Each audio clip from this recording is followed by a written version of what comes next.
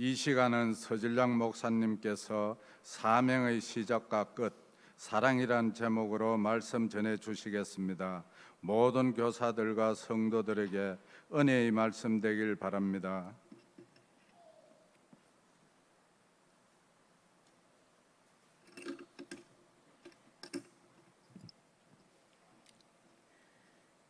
얼마 전 청소년과 청년 사역으로 아주 유명하신 한 목사님을 아주 오랜만에 만났습니다. 기독교 방송에도 자주 나오시는 목사님인데 저를 만나자마자 무조건 감사하다라고 인사를 하셨습니다. 목사님께 저에게 무엇이 감사하신가요? 저는 아무것도 한 게 없습니다. 라고 물었습니다. 그 목사님 말씀이 저는 대구 지역 목사님들에게 무조건 감사하다는 거였습니다. 대구 지역의 신앙생활 열심히 하는 청년들이 대구에선 취업할 곳이 없으니 서울로 와서 서울의 교회들이 저절로 부흥하게 된다며 알곡과 같은 아이들을 잘 키워 서울로 보내주셔서 감사하다 하셨습니다. 그 인사를 듣고 있으니 겉으로는 웃었지만 참 마음이 씁쓸해졌습니다. 대구 지역 목사님들을 만날 때마다 청년 사역이 너무 어렵다, 교회 학교가 사라지고 있다, 작은 교회 교육부가 사라지고 있다며 교회마다 다음 세대의 걱정이 넘쳐나고 있습니다. 코로나 시기를 지나면서 젊은 세대들이 교회를 많이 떠났습니다.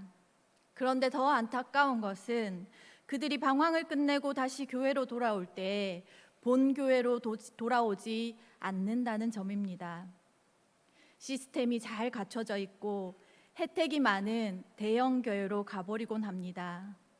정말 애지중지 키워놓으면 서울로, 대도시로, 대형 교회로 떠나버리는 현실입니다. 대구 시내에는요, 청년만 2,000명이 넘게 모이는 교회도 있습니다. 저희 사역자들끼리는 농담 삼아 그 교회를 결혼정보회사 듀오의 이름을 따서 만남의 듀오 교회다라고 부릅니다. 결혼을 앞둔 청년들이 그 교회에 가야 믿는 사람을 만나서 결혼할 수 있다며 떠나가는 웃지 못할 현실이 실제로 일어나고 있습니다.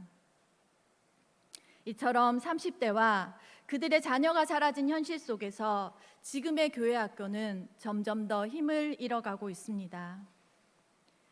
우리가 과연 이 시대를 딛고 다음 세대를 올바르게 세워갈 수 있을까? 다음 세대에는 이 교회가 이 지역을 책임지는 교회가 될 수 있을까 하는 깊은 고민과 어려움에 직면해 있습니다. 상황이 이렇다 보니 현장을 지키시는 교사분들도 참 힘드시리라고 생각합니다.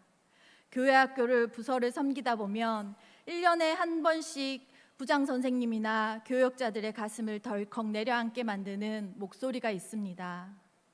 평소에 전화하지 않으시던 선생님이 갑자기 전화를 걸어오시면 수화기를 들기도 전에 마음이 쪼그라듭니다. 목사님, 저 도저히 안 되겠습니다. 이번 주까지만 하고 올해까지만 하고 교사를 그만두겠습니다. 그 사정을 물어보면 표면적인 이유는 다들 비슷하십니다. 시간이 없어서요. 너무 바빠서요. 요새 건강이 안 좋아서요. 하지만 그분의 진짜 속마음을 깊이 들여다보면 그것은 환경의 문제가 아닙니다. 낙심이라는 영적 번아웃의 문제일 때가 훨씬 많습니다. 주일 아침 일찍 출근하듯 교회에 와서 아이들을 기다립니다. 일주일 동안 세상에서 치열하게 직장 생활하고 취업 준비하느라 피곤한 몸을 이끌고 토요일 밤마다 공과 준비를 해서 왔습니다. 하지만 막상 마주하는 주일 아침의 현실은 어떻습니까? 분반 공부를 시작하면 아이들은 말씀에 통 관심이 없고 스마트폰만 들여다봅니다. 얘들아, 예배 좀 잘 드리자 하고 사랑으로 타이르면 귀찮다는 듯이 째려보는 아이의 차가운 눈빛에 마음이 쿵 내려앉고 맙니다. 일주일 내내 모바일 메신저로 연락을 돌리고 기프티콘 선물을 보내며 눈물겹게 챙겼는데도 주일날 말 한마디 없이 결석하는 아이들을 보면 마음 밑바닥에서부터 깊은 허탈감이 몰려오기도 합니다. 내가 기껏 밤새워 준비해서 가르친들 무슨 소용이 있나? 내 노력과 에너지를 다 쏟아부었는데 돌아오는 반응은 왜 이리 차가울까? 이 패배감이 찾아올 때 우리는 사명의 자리에서 도망치고 싶어집니다. 내 가슴에 달린 선생님이라는 이름표를 차라리 떼어버리고 싶어집니다. 낙심과 패배감이 우리 마음을 사정없이 흔들어 놓는 것입니다. 오늘 말씀 본문에는 우리보다 먼저 이 깊은 낙심과 패배감을 맛보고 사명의 자리에서 도망쳤던 한 사람이 등장합니다. 바로 우리가 잘 알고 있는 주님의 수제자라고 불렸던 베드로입니다. 본문의 배경이 되는 디베라 바다는 베드로에게 아주 특별한 곳입니다. 처음에 주님으로부터 사람을 낚는 어부가 되게 하리라는 사명을 받고 그물과 배를 버려둔 채 주님을 따랐던 사명의 시작점이 여기이기 때문입니다. 그런데 지금 베드로는 왜 다시 그 옛날 바다로 돌아와 그물을 던지고 있는 것일까요? 그는 주님을 누구보다 사랑한다고 큰 소리 쳤던 사람입니다. 모두가 주를 버릴지라도 나는 결코 버리지 않겠다라며 목숨까지 걸었던 호기로운 자였습니다. 그러나 예수님이 체포되시던 그 참혹했던 밤, 베드로는 고작 어린 여종의 말 한마디에서 주님을 3번이나 모른다고 부인했고 심지어 저주하기까지 했습니다. 그날 밤 베드로의 가슴에 칼날처럼 박힌 상처와 죄책감은 부활하신 주님을 만난 후에도 쉽게 사라지지 않았습니다. 나 같은 게 무슨 주님의 제자야. 주님을 입으로 저주했던 내가 도대체 누구를 가르치고 누구를 인도한단 말인가. 자기 혐오와 영적 무기력증에 빠진 베드로는 결국 사명자라는 이름표를 스스로 떼어내고 옛 삶의 터전인 어부의 자리로 도망쳐 버린 것입니다. 오늘 이 자리에 앉아 계신 교사 여러분의 모습 속에는 베드로와 같은 영적 무기력함이 없으십니까? 내 영성 하나 지키기도 버겁고 하나님 앞에 온전히 서 있지도 못하는 것 같은 내 부족함 때문에 아이들 앞에 서는 것 자체가 가식처럼 느껴져서 괴롭지는 않으십니까? 바로 그 밤새도록 그물질을 했지만 고기 한 마리 잡지 못해 몸과 마음이 완전히 지쳐버린 베드로에게 부활하신 주님께서 찾아오셨습니다. 주님은 밤새 추위에 떨었던 제자들을 위해 해변에 따뜻한 숯불을 피우셨고 생선과 떡을 구워 아침 식사를 차려주셨습니다. 그리고 지친 베드로의 눈을 가만히 바라보시며 질문을 던지십니다. 본문 15절 말씀입니다. 요한의 아들 시몬아, 내가 이 사람들보다 나를 더 사랑하느냐? 우리는 여기서 주님의 질문을 깊이 주목해야 합니다. 주님은 베드로에게 베드로야, 너 그때 왜 나를 배신했니? 대제사장의 뜰에서 3번 부인할 때 도대체 무슨 마음이었니? 라고 과거의 잘못을 들추며 책망하지 않으셨습니다. 또 사명의 자리로 다시 부르시면서 너 앞으로는 정신을 똑바로 차릴 수 있겠니? 주일 성수 잘하고 아이들 관리할 행정력이나 재미있는 교수법은 준비해 왔니? 라고 능력이나 자격을 묻지도 않으셨습니다. 주님의 질문은 오직 하나, 네가 나를 사랑하느냐 였습니다. 왜 주님은 이 질문만 3번을 반복하셨을까요? 영혼을 돌보는 교사의 사명은 내 열심이나 내 기술로 하는 것이 아니라 오직 주님을 향한 사랑 하나로만 감당할 수 있기 때문입니다. 원어 성경을 보면 이 대화 속에서 아주 깊은 영적 비밀이 숨겨져 있습니다. 예수님께서 베드로에게 첫 번째와 두 번째로 내가 나를 사랑하느냐라고 물으실 때에는 주님은 무조건적이고 신적인 사랑을 뜻하는 아가페라는 단어를 사용하셨습니다. 베드로야, 네가 네 목숨을 다해서 나를 아가페 하겠느냐? 그러나 주님을 3번이나 배신했던 베드로는 그 단어를 차마 감당할 수가 없었습니다. 고개를 푹 숙인 채 대답합니다. 주님, 제가 주님을 사랑하는 줄 주님께서 아시나이다. 이때 베드로가 쓴 단어는 인간적인 우정이나 한계가 있는 사랑을 뜻하는 필레오라는 단어입니다.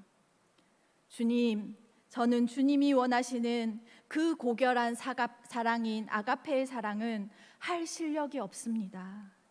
그저 제 수준의 부끄럽고 작은 필레오의 사랑밖에 없습니다. 자신의 바닥을 철저히 본 베드로는 더 이상 과장할 수 없었습니다. 내가 주님을 절대로 버리지 않겠습니다 라고 호언장담할 수 없었던 것입니다. 그런데 3번째 질문에서 예수님이 위대한 양보를 하십니다. 17절에서 주님은 아가페가 아니라 베드로가 고백한 단어인 필레오를 사용하셔서 물으십니다.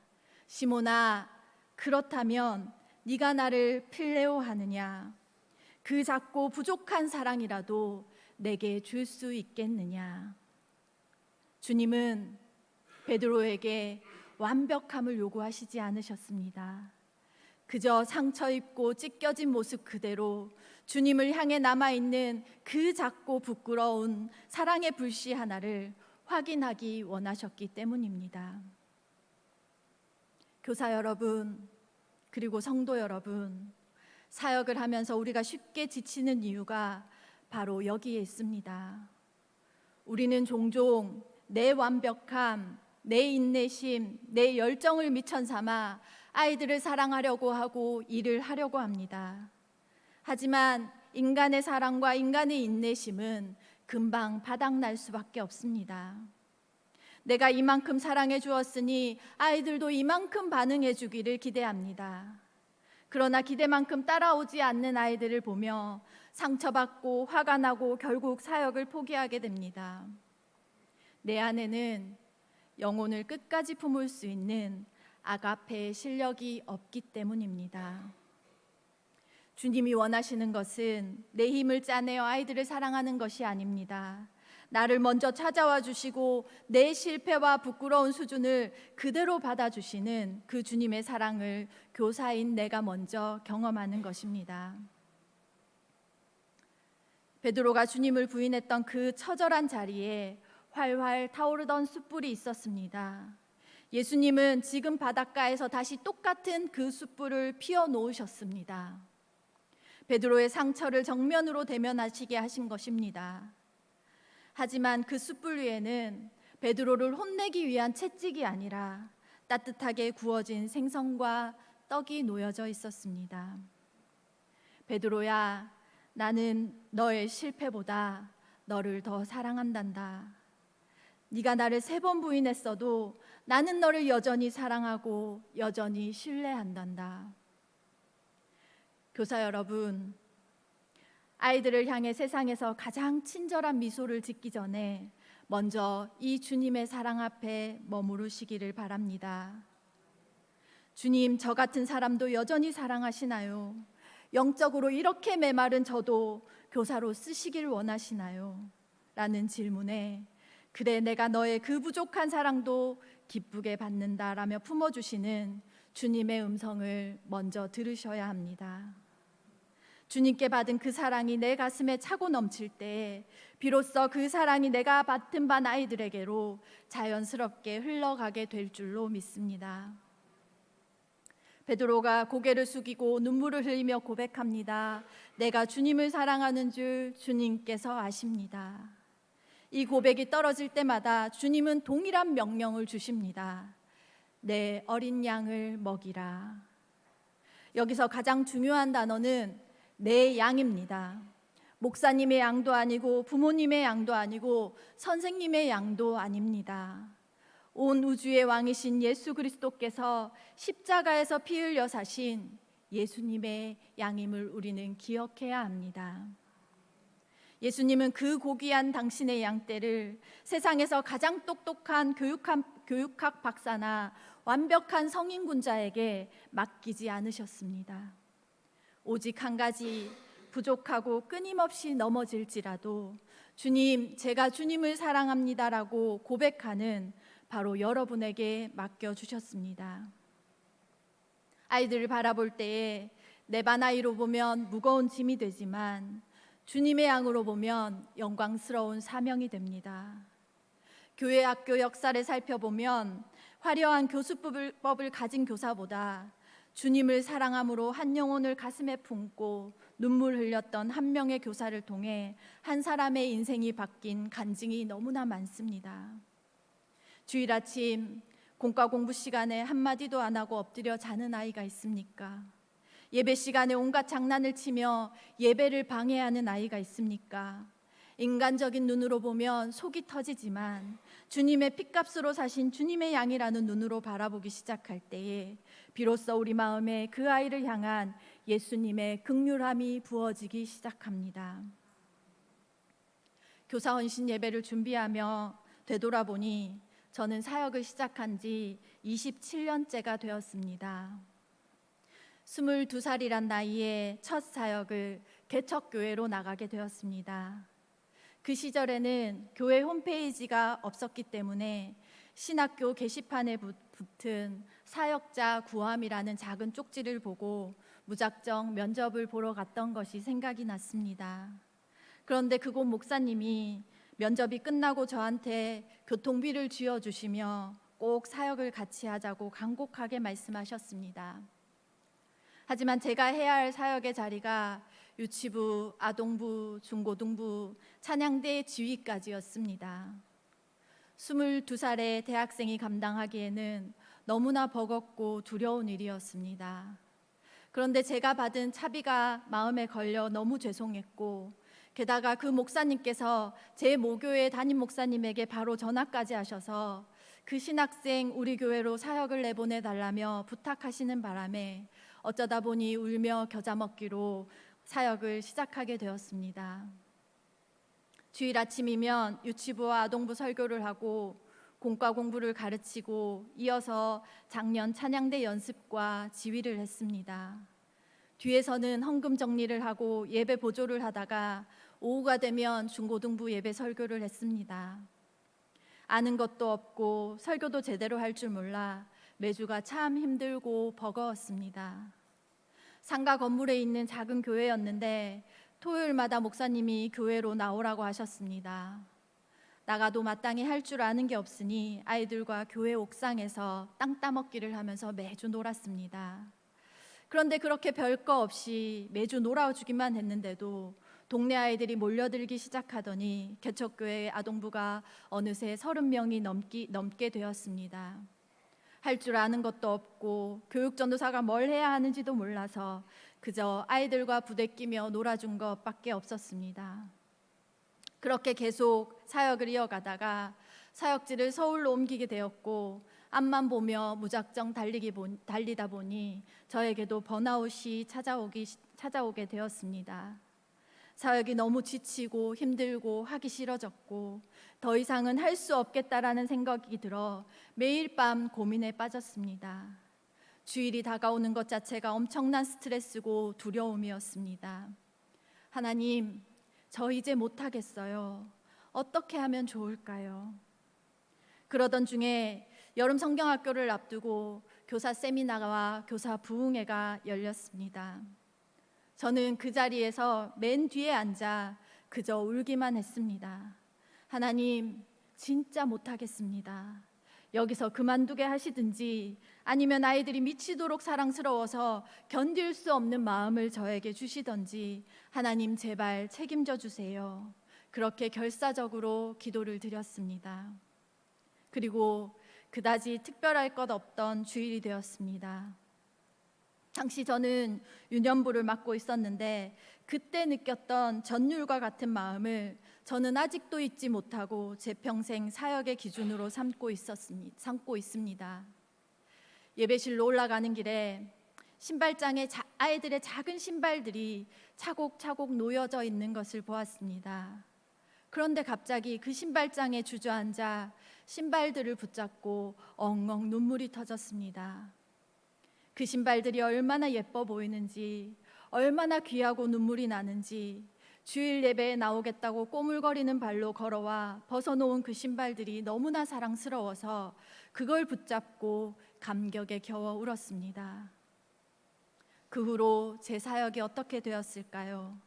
신기하게도 아이들이 미치도록 예뻐 보이기 시작하니까 모든 사역이 기쁨이 되고 무거웠던 짐들이 단번에 가벼워지는 놀라운 경험을 했습니다. 저는 그때 깨달았습니다. 아이들을 사랑하는 그 마음조차도 우리 인간의 미천으로는 도저히 불가능하다는 것을 말입니다. 그것도 주님이 부어주셔야 가능한 일이었습니다. 그 은혜를 경험한 후 유치부를 맡았을 때는 아이들과 예배를 드릴 때마다 눈물이 나서 선생님들과 함께 늘 눈물을 흘리며 예배를 드렸습니다. 정말 행복하게 유치부 사역을 5년 동안 했습니다. 초등학생을 맡았을 때는 그렇게 말 안 듣는 아이들이 왜 그렇게 예쁜지 저 혼자 늘 짝사랑을 하곤 했습니다. 사역이 힘들었을까요? 아닙니다. 도리어 내가 이 행복한 사역을 앞으로 못하게 되면 어쩌나 하는 생각에 겁이 날 정도였습니다. 작년에는 한 고등학교에서 종교 수업을 맡아 진행했습니다. 수업이 있는 날이면 설레는 마음에 새벽부터 잠이 오지 않았습니다. 우리가 누군가와 사랑에 빠지면 아침에 눈이 번쩍 띄어지는 것처럼 그랬습니다. 수업 시간에 아이들이 교실 바닥에 대자로 누워 있고 그래도 예쁘고 제 수업은 안 듣고 다른 주요 과목을 공부하고 있어도 그저 예뻤습니다. 아이들을 만나는 자체가 사사건건 행복하다 보니 제가 굳이 하지 않아도 될 일까지 자원해서 다 감당하게 되었습니다. 지금 맡고 있는 청년부 사역은 어떤 줄 아십니까? 여러 가지 일들이 참 많이 있지만 연애한다고 사라지고 토요일 저녁 술 마시고 잠수 타고 취업 준비한다고 교회에서 모습을 감추는 등 속상한 일들도 참 많이 있습니다. 그럼에도 불구하고 제가 청년들을 포기하지 않고 만나고 또 만날 수 있는 이유는 제가 하나님을 사랑하고 하나님께서 제 안에 그들을 향한 사랑의 마음을 끊임없이 공급해 주시기 때문입니다. 사랑하는 교사 여러분, 교사의 자리를 지키시는 것이 참 힘드시지요. 저는 여러분의 그 고단한 마음을 너무나 잘 알고 있습니다. 우리가 교사로 사역하는 것, 그리고 영혼을 사랑한다는 것은 내 지혜와 지식으로 하는 것이 아니라 내 힘과 사랑으로는 아무것도 할 수 없습니다라는 항복 선언에서 시작된다는 것을 매일 깨닫고 고백할 수 있기를 원합니다. 저 역시 매주 교회에 와서 가장 먼저 무릎 꿇고 기도드리는 기도가 바로 이 기도입니다. 하나님, 저는 오늘도 제 실력으로는 못합니다. 제 힘으로는 할 수 있는 것이 아무것도 없습니다. 주님의 사랑으로 저를 먼저 채워주시고 오직 주님이 주시는 사랑의 마음으로만 영혼들을 대하게 하옵소서. 하나님께서는 다음 세대를 위해 눈물 흘리는 우리 선생님들의 그 귀한 마음을 이미 다 알고 계십니다. 낙심한 마음에 은혜를 내려주시고 영혼을 품을 수 있는 사랑의 마음과 감당할 힘, 그리고 다시 일어설 용기를 넉넉하게 더하여 주실 줄 믿습니다. 꼭 기억하십시오. 여러분이 주님을 사랑하는 마음으로 흘리는 눈물의 기도 한마디, 사랑이 듬뿍 담긴 따뜻한 눈빛 하나는 절대 땅에 그냥 떨어지지 않습니다. 지금은 비록 보이지 않을지라도 아이들의 가슴 속에 깊이 심겨 하나님의 완벽한 때에 반드시 믿음의 위대한 나무로 자라게 될 것입니다. 사명의 시작과 끝은 오직 사랑입니다. 이 하늘의 사랑으로 사명의 자리를 넉넉히 승리해 내시는 복된 교사들이 되기를 주님의 이름으로 간절히 축원합니다. 기도하겠습니다. 하나님 아버지, 사역의 무게와 내 밑바닥 같은 부족함 때문에 지쳐있던 우리의 마음을 이 시간 위로해 주시기를 기도합니다. 내 안에 주님을 향해서 뜨거운 사랑이, 그 첫사랑이 다시금 회복되게 하시고 주님의 그 크신 사랑으로 나의 메마른 가슴을 먼저 가득 채워 주옵소서. 하나님 앞에 겸손히 오늘도 고백합니다. 우리의 힘으로는, 내 미약한 미천으로는 아무것도 할 수 없음을 고백합니다. 내게 맡겨주신 아이들이 주님의 핏값으로 사신 주님의 귀한 양임을 한순간도 잊지 않도록 도와주옵소서. 내 열심으로 사랑하다 낙심하지 않게 하시고 매일 공급하시는 주님의 무한한 사랑으로 아이들을 끝까지 인내하며 먹이는 신실한 교사가 되게 인도하여 주옵소서. 그리하여 우리 안에 샘솟는 기쁨으로 말미암아 맡겨주신 아이들을 사랑하지 않고는 견딜 수 없는 거룩한 사랑에 빚진 마음을 허락하여 주옵소서. 우리를 사랑하사 사명의 자리로 부르신 예수님의 이름으로 간절히 기도드립니다. 아멘.